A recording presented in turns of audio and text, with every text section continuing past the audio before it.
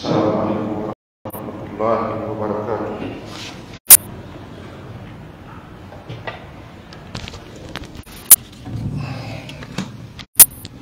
الله أكبر الله أكبر الله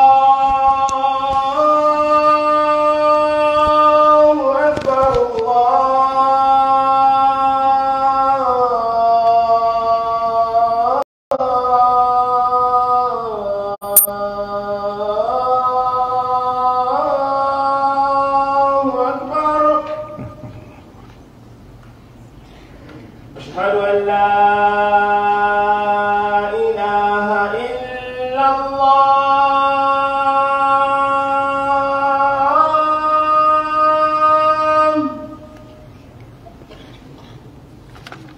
أشهد أن لا إله إلا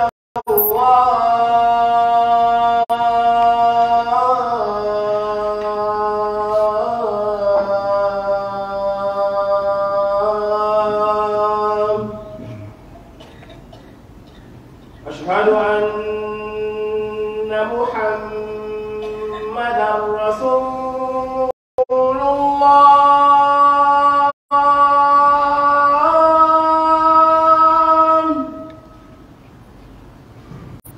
أشهد أن محمدًا رسول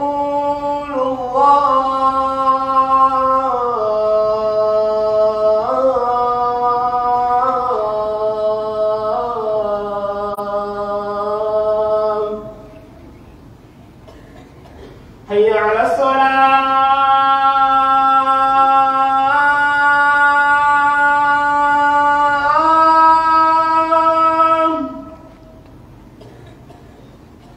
حي على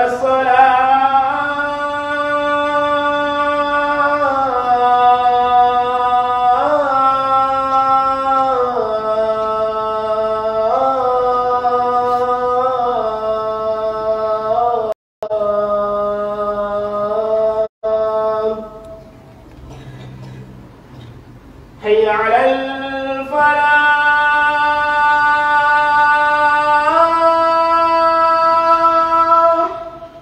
ولا لا قوة إلا بالله.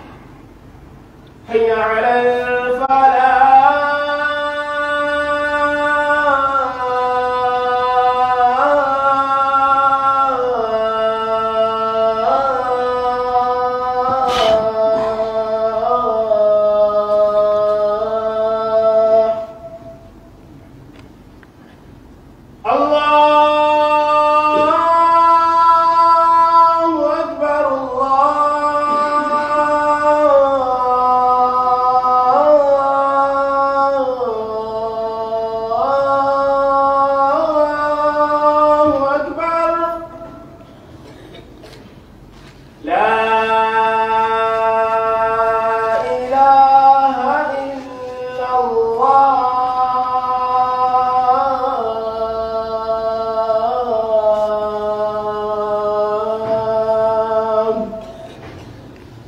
اللهم رب هذه الدعوة.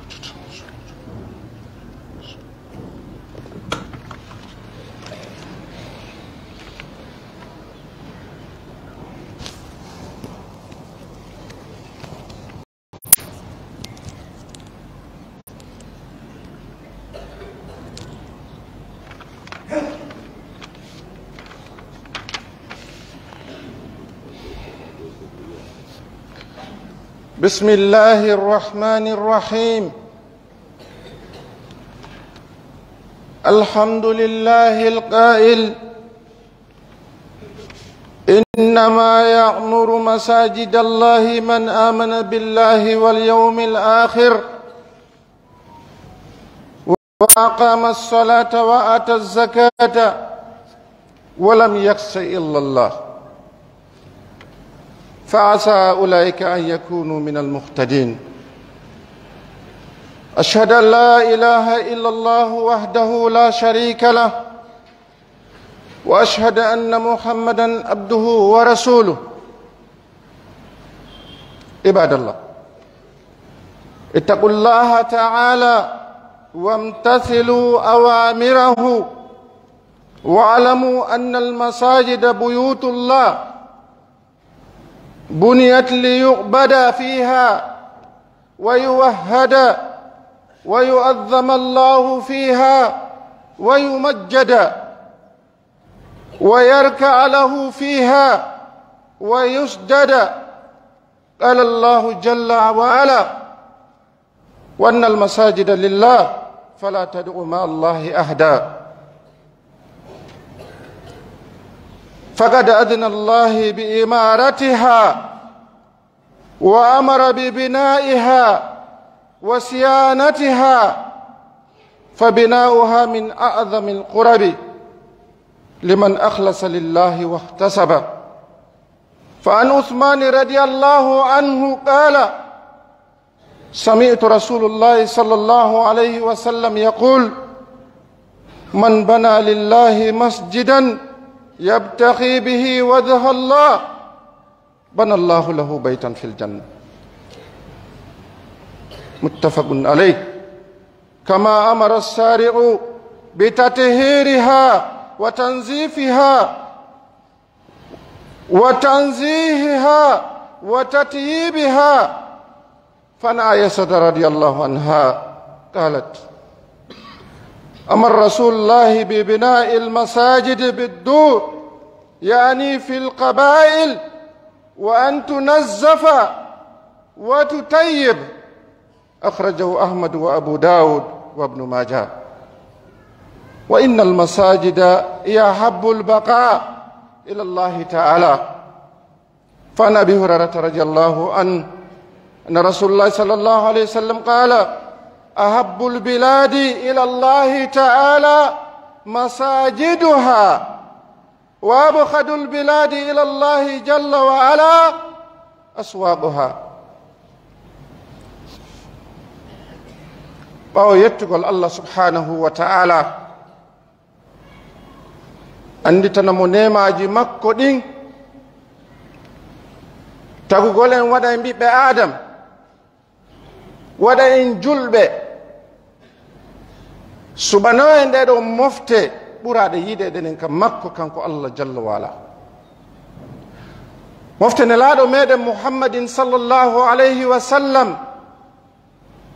oɗo jeyaɗo makko mo o yiɗi, mo o neli, o yurminimo, o dankimo, o reenimo, o aynimo.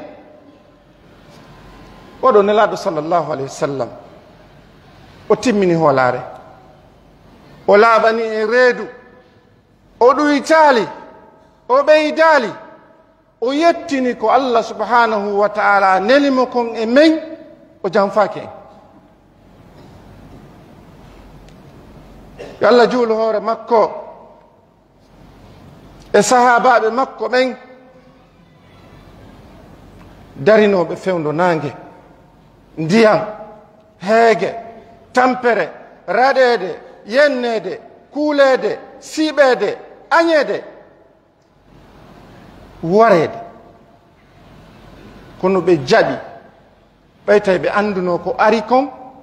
e oɗo nelaɗo meɗen Muhammadin sallallahu alayhi wa sallam, ɓe anduno ko gonga. ɓe yeli ko waɗata wo ko waɗata tawda ɓe nelaɗo sallallahu alayhi wa sallam. ɓe yeeyi wonkiji maɓɓe ɗin, jawle maɓɓe ɗen, ɓe acciti ɓeygureji maɓɓe ɗin, ɓe darti, ɓe datti,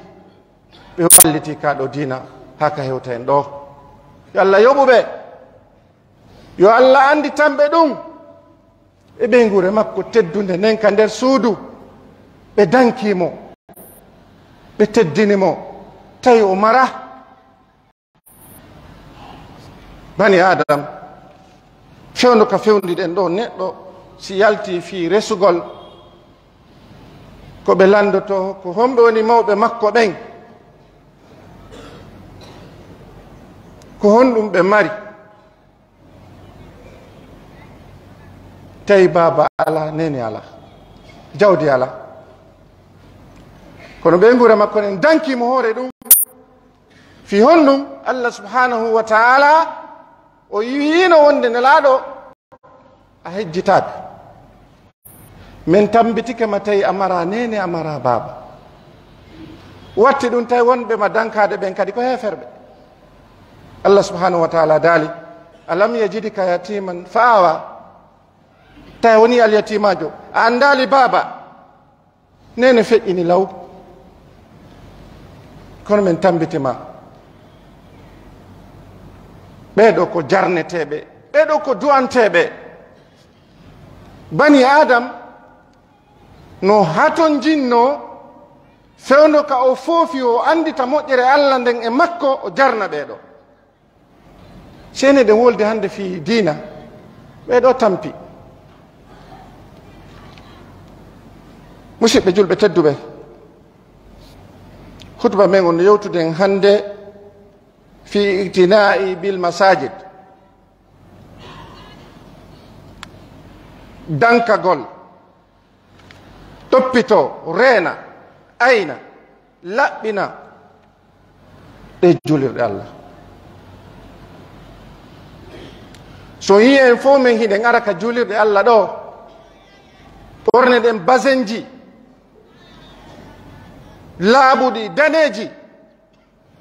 ko ɓay ɗum no toppita Allah subhanahu wa ta'ala o daali ko wurnitata julirɗe Allah ɗen hiccuɗi Allah ɗo ko wurnitata ɗum ko gomɗinɓe Allah ɓen jaɓuɓe ɓen woodede ɓe woodina ɓe jaɓi Allah ko kanko tagata ko kanko wurnata kanko arsikata kanko katata kanko warata o immintina kadi ɓe seediti wonde ñalande sakkitinde no woodi ɓe inna ñalande joddi diina aw ñalande joddi kuuɗe ɓe andi ɗum no wooda tawi ɓe ñiiɓini kadi julde e ja neɗɗo daronta ko ni tun juulirde nden ja neɗɗo si wona o julɗo jawdu ha kalfinede julirde tawi ɓeeɗo aynan ɓen ɗeɗo julirde ko yimɓe gonɗinɓe Allah subhanahu wa ta'ala juulayɓe salawatul hams wagutuji ɗin jowi ɓe fukkataɗi farillaji ɗin sunnaji ɗin kadi ɓe accata Allah subhanahu wa ta'ala daali ko ittoɓe kadi zakka o wi ɓeɗo ɓe hula ay hunde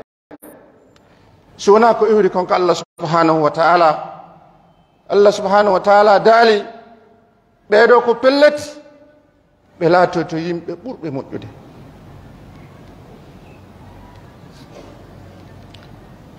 nelaɗo sallllahu alayhi wa sallam o rerɗe ni yimɓe ɓen e argol e toppitagol ɗeɗo juulirɗe fi honɗum juulirɗe Allah ɗen juulirɗe ɗen ko cuuɗi Allah ko ɗe darnira ko fiirewgol Allah nder ga ma nder ton wahindinamo kanko tun huwa wahda wotindinamo kanko Allah subhanahu wa ta'ala mawnina fi makko teddina fi makko waɗanamo ruku waɗanamo sujud ta ko kanko tun en andi buy no wadde ruku no wadde sujud yarli ko Allah subhanahu wa ta'ala wona waɗanede woodi woɓɓe ɓe gaynino julde ɓe yahino nokkugo ha ɓe innama hande kadi naya juulu no duwa juulirede noon tuma gore ɗen wondi e maɓɓe kono ɓe sujjata ka nder juulirɗe Allah subhanahu wa ta'ala koyen wotindinmo ta ruku on ko kanko tun jeyi sujud on kanko tun jeyi laɓɓinanen mo dewal ngal fiye heɓu dimɗe mum fiye heɓu nafoore mum kon woni dimɗe kon woni nafoore rewgol Allah subhanahu wa ta'ala hara a kafi daali mo e goɗɗum Allah subhanahu wa ta'ala o daali wonde manda neɗɗanke on golleji makko ɗin fof ka hoore leydi Allah ɗi fof majji neɗɗon no wawi waɗude ɗi o ronka tuubude o maaya Allah subhanahu wa ta'ala yafon si wona sirkangol Allah subhanahu wa ta'ala Allah daali wa man yushrik billah faqad harrama Allahu aljanna wa ma'wahu an-nar wa ma lidh-dhalimina min ansar kafudugol e Allah ko kanko tun taguma goɗɗo tawano ka ɗon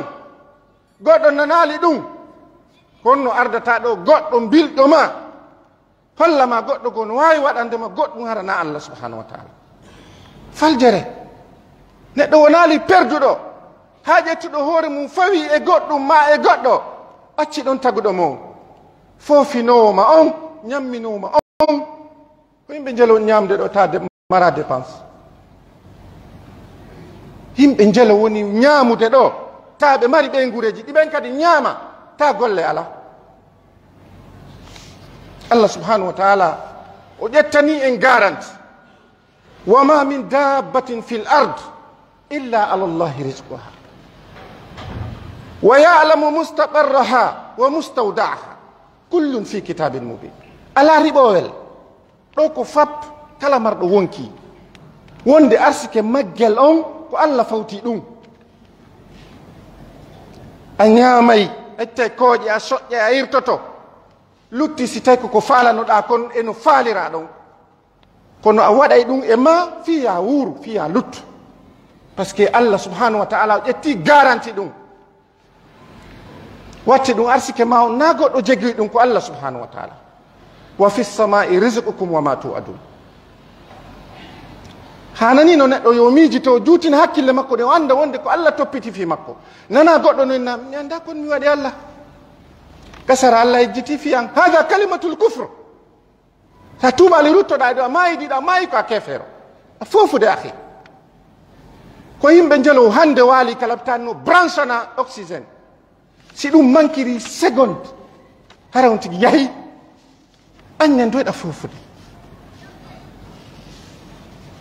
nden dow wiyata yalta goɗɗo alama wallude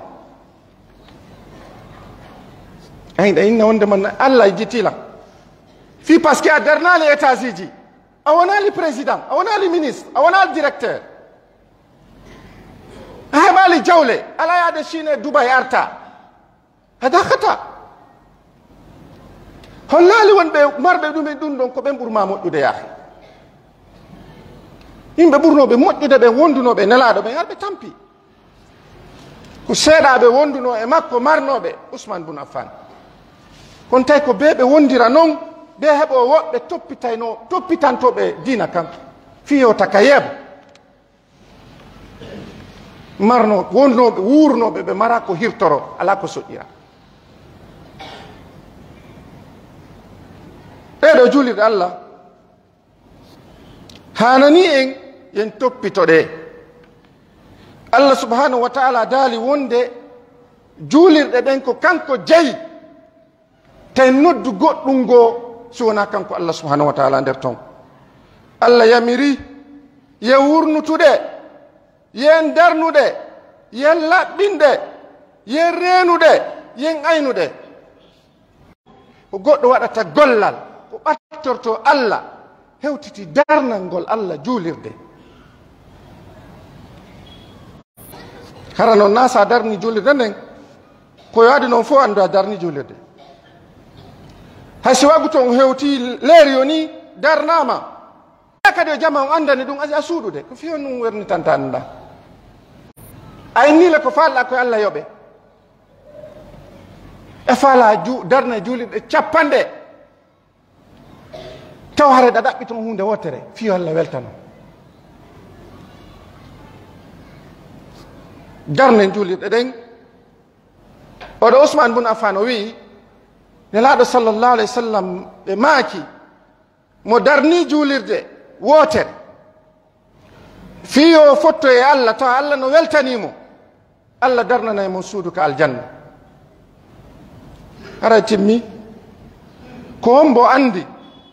suudu ndu Allah darni ka aljanna ko on to ndu fotata suudu ndu Allah darnani goɗɗo ko aljanna ko ha on to ndu fotata yanji mayri e jundi mayru e labede ta sa naati to lanni ko kamata sha'un kono faaliraɗa o yangano ɗen ɗum ɗo ko luttata ɗo e ko gurdam hun ɗo ko lannukon ñande go enen ɗo fof paren ala ɗum haren hooti ka Allah subhanahu wa taala faala ɗen ɗum en faalaka ɗum yaloɗen nde no Allah no arana en ta Allah no weltani en neɗɗo on o faljay o bonna wullen e Allah junubaji men ɗin torɗe mo yaafuye Allah subhanahu wa taala ko yaafotoɗo yurmene makko nden no yaaji bonnereji ɗin no ɗuuɗi kono Allah ko yaafotoɗo hara neɗɗo on o taƴaki fi ɓay o yeddi Allah subhanahu wa taala o wari o zini o jatti o wujji o feni o sirkani Allah o inna kanko o taƴike nde ɗum waɗuno Allah subhanahu wa taala jippinno aya nelaɗo haala jiyaɓe ɓen qul ya ibadiya alladina ashrafu ala anfusihim la taqnatu min rahmatillah ashraf ko hunde ɓurde mawnude mana bonnuɓe ɓen ko ɓuri mawnude kon on yini ɓe taɓe taƴo hara neɗɗo yo wullo e Allah e bonnereji makko ɗi o anditi e ɗi o andita o jantano kadi Allah Allah e andi ɗum ɗa komin do mi waɗuno kunda kadi do mi warno noon kunda kadi komin sakkotonoɓe aɗa jattaɓe joni noon ala kami natta ɓeya komin barminnoɓe bonni oto maɓɓe o hari ɓe gaari mi tufi oto mi jaltini toon million ji kono Allah do ɗandi fewdo ɗum wonno wadde hari do ari kono yaafo ɗandi ko a yaafotoɗo husil afwa an wujjaɗo on Allah oɗo o wujjilam o lorrilam o tampinilam mi mara nafa ya letto e o yawmal qiyama yaafum lontinanan ko ƴetti kon neɗɗon so wujjama surtout hara no gasara ko woɓɓe goo jeyi ɗum hara mo wawa feetuɗo fewndo on leer ɗon ko faalete o ko yigol mo waram yimɓe moƴƴuɓe ɓen Aboubacre Siddiq ɓawo heeɓi sattede ɓiɗɗo makko on toñirama zina Aisha radiallahu anha zawjatu nabi sallllahu alayhi wa sallam nene Aisha ummul muminin ɓen o waɗi zina nelaɗo inni Aisha yaw ka baben ma taw ha ɗum ɗo laaɓa toro kadi Allah yafuye to goɗɗo e men ɗo nani ɓeygu mum waɗi zina o yalta hara o hewtali no gasa o hejjita e dambugal ka o yaltirta ɗo o tufa sundu o yalta onni toro Allah yafuye Aboubacre moni Allah yi ɗum ɗo programme ɗo ɗum ɗo tiiɗi o inni Jibril yaw jonna nelaɗo inni ko Aboubacre jeyi alladina hum fi lsarrai waddarra walkazimina alghayza walafina ani nnas wallahu yuhibbu lmuhsinin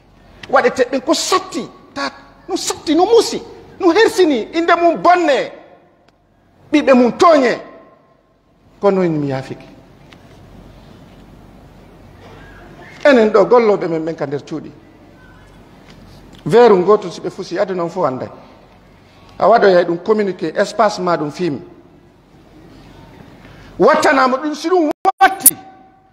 a yaltay ɗo cay ko ɓiɗɗo siɗɗo ma a yennay taw ka o iwri ɗon ka funti ɗon ha hewtamo kanko yimɓe tampuɓe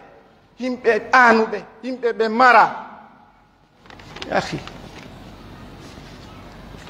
angira wadde honɗum bimbe jemma ñalorma kikiɗe ɗa yaafa may ɗum si weeɓitanoma ɗo en fof en dogay ɗo goy golleji men suuɗi ɗin si weeɓitama ɗo en fof en dogay kono Allah subhanahu wa taala ko yurmeteɗo ko yaafotoɗo o ƴettani nelaɗo ahadi wonde manna yimɓe ma ɓe bonnude kono mi halkataɓe na ɗum yimɓe ɓuyi annabaɓe ɓuyi yimɓe fewndo maɓɓe ɓe yetti Allah lannifi maɓɓe en jenni annabi luuti yan kako gonɗum ɓe waɗi gorko e gorko debbo e debbo Allah halkiɓe ɓe fof en duwa andutude on nema mo Allah waɗani en ɗo jarnen Allah subhanahu wa taala golleji tawiɗen laɓɓinani Allah sariya on wi'i juulirɗe ɗen koye laɓɓinen ɗe urnen ɗe waɗen climatiseur waɗen vitre nene Aisha radiallahu anha ɓe maaki ñalaɗo yamiri darnugol juulirɗe ɗen ka galleji ko ɗum ɓe faandi ɗo duuri on ɗo ko gori ɗin kono so on itti fewndo ɗo ni on artiri fewndo men ɗo on sayi hari ko ka gori fewndo ɗo ni ko quartieji ɗin darnugol julirɗe ɗen ka quartieji fiyota yimɓe ɓen soñjo fiyota yimɓe ɓen ittu ella wonde manna min mi ala wawde juuloyde ka juulirde par ce que no woɗɗiti Abi Hurayra o filli wonde dingiraji ɗin fof ko darna kon fof ko Allah ɓuri yiɗude ko cuuɗi ɗin watti ɗum o wi Allah subhanahu wa ta'ala no yiɗi leydi ka o ɓuri yiɗude ɗon e mayri leydi ndi o ɓuri yiɗude nin ka leydi marndi juulirɗe leydi nde o ɓuri añude nin ka leydi nokkure kayneteɗo marché ka marché foppuno ton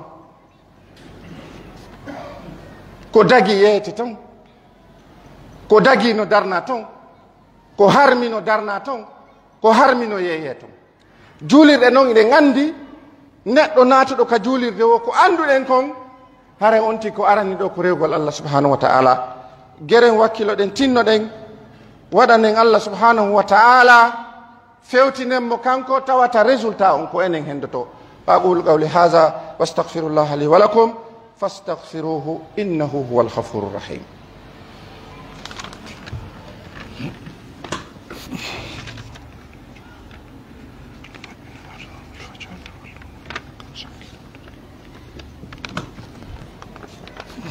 الحمد لله ولي الصالحين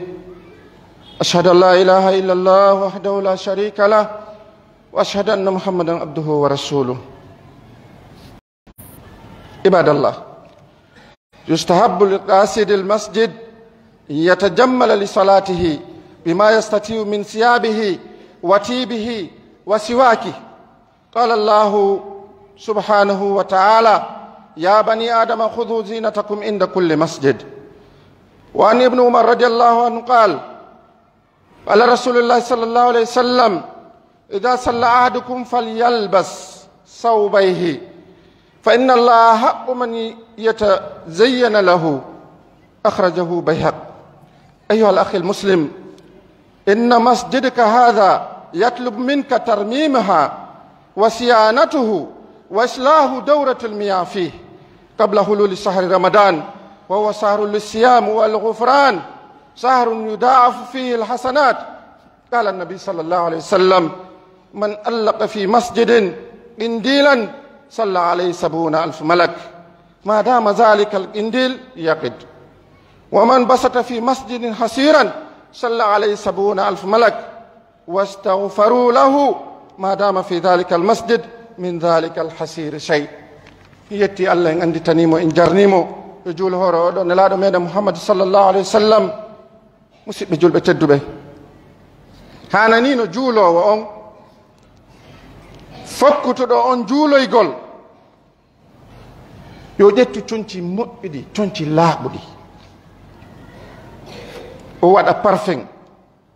o goso si moɓodirama ka julirɗe ɗo innama wonde man ɗe mar réunion ka quartier ta ko chef de quartier on chef secteur on surtout so ɓe inni ɗo maire on kadi no arde e labintino to ha moƴƴa en noddama ɗo ka commune innama gouverneur on no arde en labintino to sen noddama ɗo ka gouvernorat en inni ministre ɓe ɓen no arde en labintino to sen yahi ka gouvernorat e innama ministre ɓe ɓen no arde ma yehi ka ministre ɓe inni président o rewa e ɗon ma tawata nodditama Cheikh Touréya ma innen joni palais Mohammed 5 ɓe innima yontere hande ɗon invita palais Mohammed 5 kadi heɓoto woɗi heɓoto coggu basin hay so ñawlete ɗumño e haala be ɓorne ko oto a ngal arantama ha ka dambugal hayso ko a wownoɗo seppude ɗo ha saare finde ɗa hewta toon harɗa laaɓi lakkere ala jippade ma ala luuɓude hitata mo salminɗa o weltoto ɗo ko yimɓe ɓe Allah tagi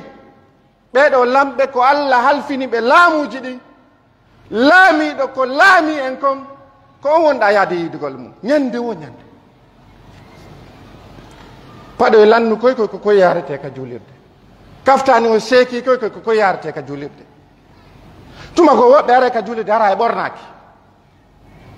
tawata si haaju hewtiɗo denna bo ma mariage ma fatunde a yi basin ji ayinne ɓeɗo naka nder quartier wonɗo ɗa ko Allah wonɗa yaade yidugol e mum ɗaɓɓu tonci labaɗi ɓornoɗa ko Allah mari haqqe e ɓornanede labine acce margol conci mon ɗin ɓornano ɗon Allah subhanahu wa taala no gasa kunkun añuɗa ɗon haɗa kun laaɓa haɗa kun wonde soɓe ko yiɗuɗa kuɗa andiɗa mari kun ka soɓe heɓata ƴettuku yaha juula ka Allah subhanahu wa taala nelaɗo sallllahu alayhi wa sallam noddi e ɗum ɗo Allah subhanahu wa taala daali ƴette cuɗaji mon ɗi tuma kala nde ɗo yaaka juulirde mana tuma kala hiɗen juulude imma ko ka juulirde ɗo wonɗa juulude ma ko ka ma wonɗa juulde ƴettu ko laaɓi ƴettu ko yotti ƴettu ko laba pompito parfum si juulana Allah subhanahu wa taala hadis o wi en ko Allah ɓuuri marde haqqe ye labintinan mum si jama waɗi ɗo ma ɗum fetu waɗi ɗo a yi yimɓe ɓen sa yiɓe bimbi fettayna na kamɓe a sikke ko kulle tellement que ñande julde ma ɗum ñande feton hari ɓe wayi wa mi anda tellement que ko ɓe laaɓa par ce que ɓe andi aduna on fof yiyay ɓe ɗa noon ko jeeyɗo ma on ko wonɗa arde yidugol e mum nelaɗo sallllahu alih w sallam ɓe makki wonano lorrugol mofte maɓɓe ɗin ɓe innay no waɓutuɓe kala koye goso haysa sunna ko sunna mawnuɗo ko ɗum wayi wiye woɓɓe go no jogii lekkoye gosor ko yerɓe waɗi koye ka jiifa ɗo tuma hewtoɓe yirga hunduko maɓɓe kon taw sikku ko feetuɓe koye ɓe feeta no woodi ka ɓe tippi ko sunna neɗɗon ko laɓɓintenano Allah subhanahu wa taala musidɓe julɓe tedduɓe ko ayo siɗɗo juulirde ma nden no ɗaɓɓirma moƴƴintinede e laɓɓinede e moƴƴingol laɓɓina toilette ji ɗin ɗo e lewru suuma e arde ndu hewti koɗo mo senade koɗo men no arde ɗo surtout ɓe inni mo yiide Amérique ma Europe sun ɗum ka pentirte o ndu pentete si ɗum pentama pay koye fijiri memude ɗum haray probléme naati joni noon ko shahrul mubarak lewru ndu tawata Allah subhanahu wa taala soway yudaaf o soway cowalle ko ambo andi kon to ɗum hattata ko sowata kon lewru ka tawata yimɓe ɓe rinɗinte natugol jahannama ɓe winda kaarijo salliɓe mbawasir ɓe windi ara ɓeɗo ɓe natata yiite jahannama ko aljanna inchallah kono ko sonti waɗi golle ɗe weleyɗe Allah subhanahu wa taala hara kadi o mantaki wonde o rewi Allah o waɗali kanko ko wonte aljannaji ɗin o natata hara woni mawnintinare koyo wono alwasati o wulla e Allah o mapo est ce que Allah no jaɓandemo ko woni rewde kon o mapo e Allah est ce que ko waɗi kon o tuubi est ce que Allah yaafike mo o wonda e ɗum ɗo ha ñande Allah ƴettitimo mawnintinare no harmi la yadkhulu aljannat man kana hu mithqala dharra min alkibr natata aljanna mawɗo mawnintinare sa mawnintinani ke Allah ara toñimo par ce que ko wawi ko goɗɗo wawata musidɓe julɓe tedduɓe nelaɗo sallllahu alayhi wa sallam ɓe maaki kala wo soduɗo ampoule hu gotum koye ko yonde yiide ɗo o addi o jonni ɗum salli ɓe ma imamu ɓe ma conseiller ɓe ma gardien ɓe ɓen ka julirɗe ma tuma ɓe landi en wonde julirɗe ɗen ha ton jini ampoule ɗum ara feŋa ɗo nelaɗo sallllahu alayhi wa sallam hadis on ko selluɗo wonde manna malaika ɓe guluje 90 ɓe du'anto o ñande tanke o ampoule ɗo no huɓɓi ampoule gotum ɓe maaki kala weƴƴutuɗo ka julirde tapi hum gotum ma gatal gotal malaika ɓe guluje 90 du'anto oɗo tanke o gatal ɗo no weƴƴita ma tapi hum woɓɓe darnino gayni weƴƴiti kadi ɗe fof tapi gotum woɓɓe no arde weƴƴita ara falaka e goɗɗo andu an kadi addu tapi ma kum acca kum ga famina a hejjutu kum adda kum weƴƴita juulaɗo ha gayna yaha ɓay haray no gaseɗa hersi addugol ingol ko gattu gotum mi ari si ɓe andi ɓe meɗa mari jawdi imamu ɓen salli ɓen conseiller ɓe ɓen gardien ɓe ɓen ka julirɗe ko yen dankoɓe ala ko yawa lagina hewti imamujo e sallijo ɓeɗo acciti golleji maɓɓe ɗin fof hiɓe dankanade en julirɗe men ɗe aray bimbita no laaɓi ñalorma no laaɓi kikiɗe no laaɓi sa naati ɗo sago ma koye a waalo ɗulle wona jinna woni lootude ɗum ko bani adam marɓe ɓeygure ko ñaama ko yara yaa l'école ɓe no hatton jini daranede accen bonnugol golle maɓɓe ɗen accen bonnugol inɗe maɓɓe ɗen ɓe no hatton jini e dartanede misiɗo heɓu ko ƴettuɗa 100 000 francs okkuɗa ɓe ta ko fi Allah waɗirɗa imam aray dokko en fof wondi ɗo vraiment mi hejjitali fi mon kono on andi alhaaliji ɗin fewndo ɗon ɓay alhaali ñande o mo toña kono ƴettu 100 000 francs wattaka jiifa maɓɓe hara habba kadi ɓe du'o yaha innaɓe kadi mi jeeji on na goɗɗo andu salli ɓen son fottiɗa inna salli sa itti zakka okkoraɓe ko yonata andita ɓeɗon no darani suudu Allah ndun angiɗa ƴetti yimɓe jelo ko gollanama ka nder suudu ɓeɗo noon ko golloɓe Allah madinatu munawwar juulirde nelaɗo nden e suudu kaaba ndu ala golloɓe ka duuɗi e aduna on entreprise ka yimɓe ƴetta ɗuuɗuɓe golloɓe hewti ɗilleji ɗon ɗiɗi hiɓe yoɓa ko yoni a ɓeɗo kadi koyen daranoɓe koyen weltanoɓe koyen duwanoɓe tawi bonnuɓe inɗe tawi sikkuɓe ɓe gayni golle ma innugol koɓe puyɓe enen ñallowo ka juulirde o ko puyɗo e juulirde nden sokama goɗɗo maayi honto nadete ko be heɓo yimɓe dartantoɓe wonana e nga enen yahen ka caye senda ɓoye ngari enen kadi anditen ko fimen ɓe woni ga okkoren ɓe seeɗa ɓawo ɗum en mara ko waɗanen ɓe weltanoɗen ɓe duwanoɗen ɓe waɗanen ɓe kadi addu'a zohrel hayb toranoɗen ɓe Allah ka suuɗi Allah yurme ɓe yaafo ɓe moƴƴin alhaali maɓɓe alhaaliji ɓe gureji maɓɓe ɗin waɗuɓe jeeɓe jeeteɓe naatoɓe aljanna ko ɗum woni neɗɗo moƴƴo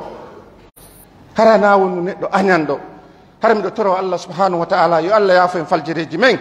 Allah waɗe yimɓe moƴƴuɓe yo Allah waɗe yimɓe darantoɓe ɗeɗo juulirɗe torki Allah subhanahu wa ta'ala yo Allah hollu en lewru suumaye so ndu hewti Allah newna en hoorugol ndu torki Allah subhanahu wa ta'ala mawɓe men feƴƴimɓe ɓe yo Allah hinnoɓe yaafoɓe Allah naaduɓe aljanna Allah ta hejjitanɓe moƴƴereji maɓɓe ɗi ɓe waɗi ɗin torki Allah subhanahu wa ta'ala en fof meɗen yo Allah yaafo en Allah moƴƴi leydi men ndin yo Allah fottindin en yo Allah ittu konnago hakkunde men yo Allah ittu hasidankako hakkunde men Allah ye yiiɗidir